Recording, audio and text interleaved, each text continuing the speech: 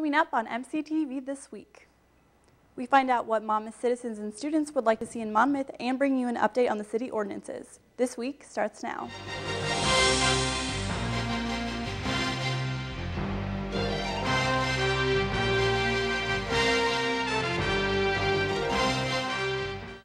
Welcome to MCTV This Week with Haley Turner. I'm Haley Meyer.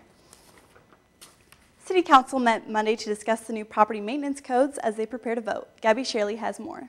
The first reading on the new ordinances and property maintenance codes at the City Council meeting brought several out to hear about the proposed plan for the City of Monmouth. The meeting gave landlords the opportunity to address the council with questions and concerns. There's a lot of gray area in there as to what the municipality can come in and tell you have to do, whether it be structurally or just how you live. One of the major concerns that some of the landlords had was that the property maintenance codes were not readily available due to copyright restrictions, and also that there was no checklist of what the rental inspections would be checking for. You know, as a landlord, if I have to come in and improve my property, the rents might be increased, you know, and if they can't afford it, where are they going to go? The City Council moved to discuss the property maintenance codes further at the next meeting in 2 weeks at City Hall. And, you know, at the end of the day, they say, if we get rid of all these rundown houses, business will come to town. That's not going to happen. The business doesn't come to town whether or not there's a crappy house on the south end. You know, realistically, they're never going to do away with all rundown, dilapidated, poor housing. That's just a pipe dream. For MCTV, I'm Gabby Shirley. Have you ever wished you didn't have to drive out of town to buy clothes or to dine in a nice restaurant? If so, you are not alone. I found out what MC students and residents would like to see in Monmouth. Most replied more dining options in clothing stores. Many agreed that businesses targeting MC students are needed. Tropical Isle Tanning employee Bethany Fredrickson says that customers are MC students and upcoming businesses should be targeting this group as well. Senior Mark Armstrong believes that adding Jimmy John's would be a great addition for students. I think Jimmy John's would be a big addition to Monmouth, the town and the college. A lot of college kids would get the delivered food and stuff. Besides just pizza delivered, I think sandwiches would go over really well.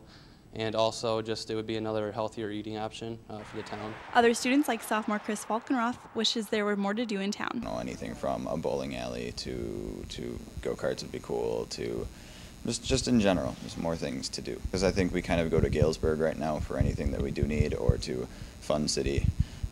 But something really close and in town would be great.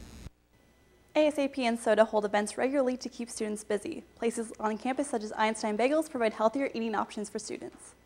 A couple of weeks ago, residents gathered to discuss a makeover for Monmouth downtown. Over the years, several local businesses and restaurants have closed, leaving behind skeletons of boarded-up buildings to reside along the public square. During the meeting, townspeople were presented with new ideas to renovate these empty spaces and ways to promote unique opportunities Monmouth has to offer in order to attract home buyers and business owners. The townspeople were also able to voice their opinions about the renovation and gave their insight onto how to spark business revenue.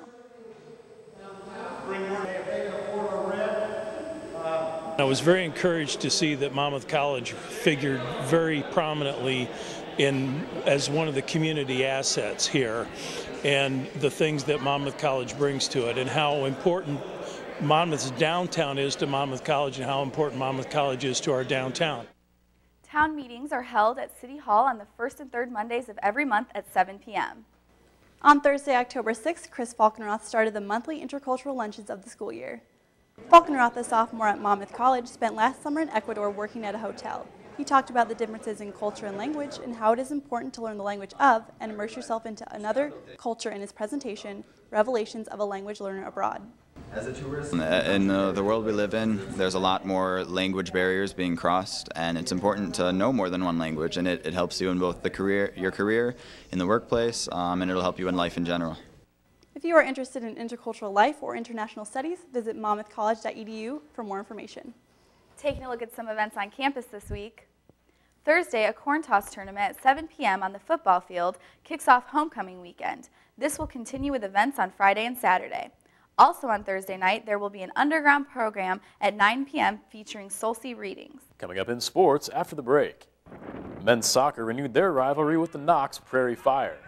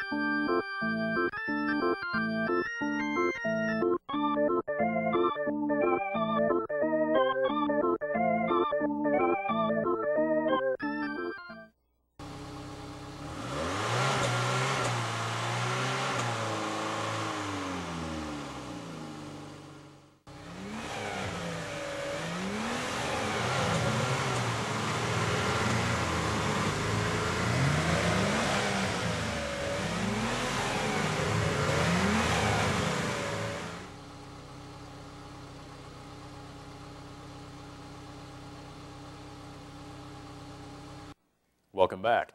The Monmouth College men's soccer team put their 7-game win streak on the line against Knox on Saturday. The Scots began the contest with 3 early goals, and for the ensuing 60 minutes, neither team was able to score. Scots goalie Matt Schmidt ended the game with 9 saves.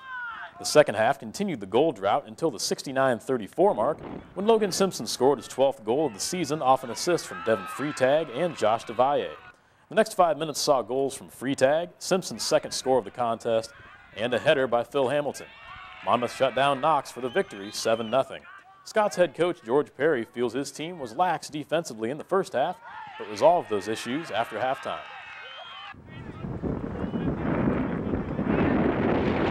We've been playing pretty good soccer the last 3 weeks or so, and now we're still undefeated in conference, and we're having a really good shot possibly getting to conference for the first time. Next Saturday, the men's soccer team will travel to Waukesha, Wisconsin to face Carroll University. Before break on October 3rd, the JV volleyball squad took on 2 local junior college foes, the first of which was Carl Sandburg College.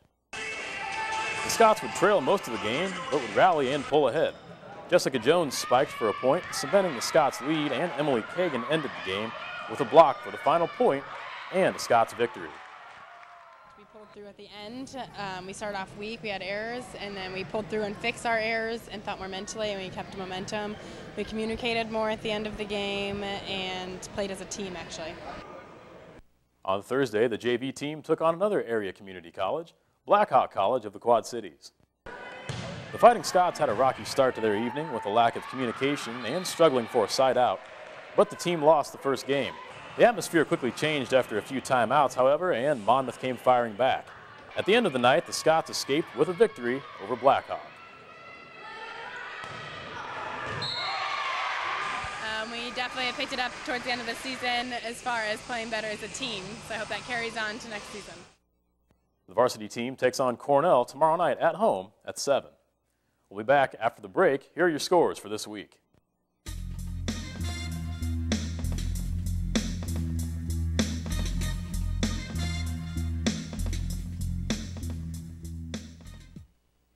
So do you find yourself stressed out and just laying around? You're eating because there's nothing else to do. You have absolutely no energy during the day. You feel like you've packed on those pounds from eating in the cafeteria every day. Going to the Huff Athletic Center might boost that energy and shed those pounds.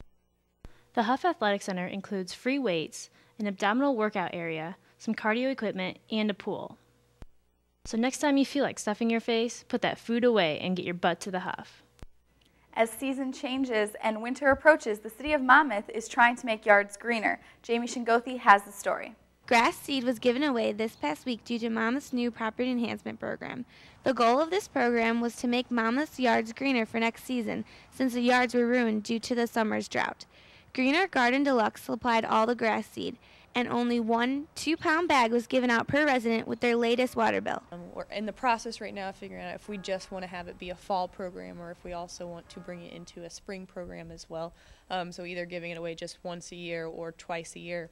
In addition to that, we need to find out, do we want to do more, or is what we already gave away we think sufficient for now. It was very successful, and I know a lot of people really appreciated it, so I hope we have a chance to do it as much as we can, because I think anytime the city kind of gives back to the residents, it's a positive, it's a positive enforcement for everyone. For MCTV, I'm Jamie Shingothi. If you'd like to purchase more grass seed, you can contact Greener Garden Deluxe. On Saturday night, ASAP hosted a themed Honor the Sea night in the Huff. Students were able to get their name on hats and pillows using airbrushed paint. Students could also decorate their own fish tank and compete in aquatic trivia for their chance to win a fish for their fish tank. There's a lot of people that came out, and I'm definitely happy that everyone's taking advantage of it, because we want nothing more than to see students take an advantage of coming to our events. Everything's free, and the fact that they're liking to decorate their own fish tanks and win a goldfish and make their own trucker hats and pillowcases is definitely sweet. As part of Homecoming, ASAP is hosting a bag toss tournament this Thursday night. That's MCTV This Week. I'm Kyle McEwen. I'm Haley Meyer. Make sure you tune in next Wednesday for an all-new edition of MCTV This Week. And I'm Haley Turner. You can also watch us on the web by going to monmouthcollege.edu/MCTV. See you next time.